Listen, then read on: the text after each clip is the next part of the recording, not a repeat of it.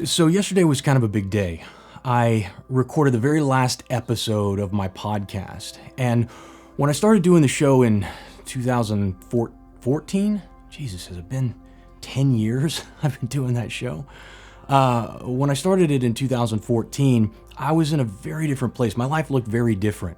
I was living in Kansas. I was running one of the largest trading education firms in the world, and I was kind of excited to explore this new media of podcasting. And back then, it was, even though it'd been around for a few years, it was still really new. Like when I talked about it with people and I was trying to promote it, my friends and family would say, "What is it? And so how do I listen to it?" Like it was still that new.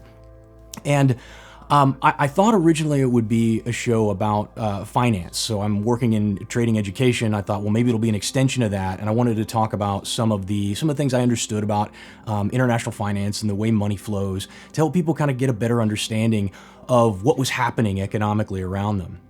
But very quickly, I realized that I wasn't going to be able to separate my political and cultural views from the economics of it because they're so closely intertwined. And so in late 2015, kind of right before the 2016 elections, I pivoted the show.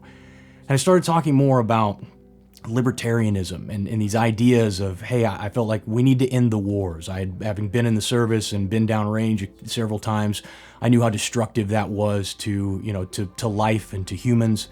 And I advocated for an end to the Federal Reserve because I think it's a bad system, and talked a lot, like a return basically to smaller government and what I felt like our founders originally intended when they wrote the Constitution and formed our nation. And it took a couple of years, but by late 2016, I had the biggest libertarian podcast with 30,000 listeners around the world. And after my divorce in 2018, I did a reevaluation of my life and trying to figure out, okay, now that this is over, what do I want to do? And my divorce was so messy and so dark, and the fallout that I had with my business partner around the same time was such a difficult period that I knew one thing I didn't want was more pain and anger in my life. And so I tried to pivot the show a little bit and stop talking so much about the politics of it and really talk more about entrepreneurship and say, hey, what do we do with all of this knowledge that we're learning about the economy and about our culture and where we're at and what's happening around us? And it worked for a little while. But as years went on, I became more and more disillusioned with politics and where we are as a nation. And I decided that I didn't want to be part of that hyper divisiveness that was permeating our culture.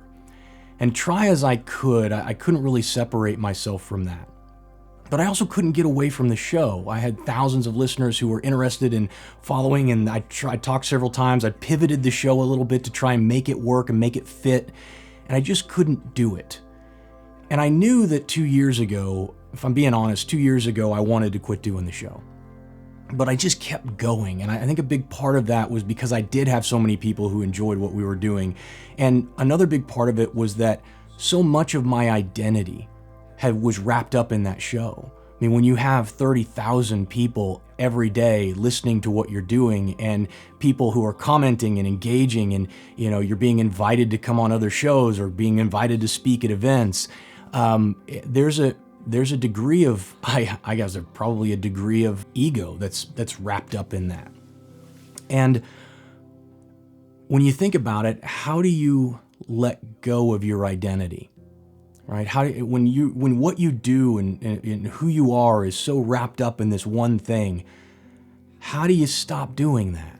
And I think the reason that I'm sharing this with you today is because I have a feeling that you're like me in some way, in some piece of your life. There is some aspect of it where you really need to let go. And you need to move on, and for whatever reason you can't do it. And maybe it's identity, maybe it's a fear of being alone, maybe it's just a fear of losing or making a mistake or failing in some way. And I'm not going to do that whole influencer thing, and I'm not going to tell you what to do with your life and how to live it. God, I'm so tired of that bullshit.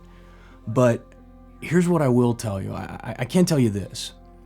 I can tell you that you can never truly move forward and become the person that you're destined to be, that person that you want to be, if you're still clinging to those old things. You can't truly move into the future until you let go of the past. And after I got done recording that show yesterday, something really unexpected happened. As soon as I clicked publish, this huge weight just lifted off of me. And I felt like I knew that I'd made the right decision. I knew it was something that I should have done a long time ago. And all of a sudden, I felt free. I felt free to do whatever I wanted. And so today, I'm sitting down and recording this video for you. And I've got a whole bunch of other content that I've lined up that I'm excited to go and do. And I haven't felt that way for a really long time. I haven't had this creative spark. And so I want to encourage you. I want to encourage you to do the things, the hard things. They're going to help you move into the person and the place that you really want to be. And if that means letting go of something, then I want to encourage you to do that.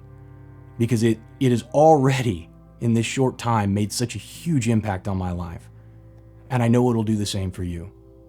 Thanks for listening.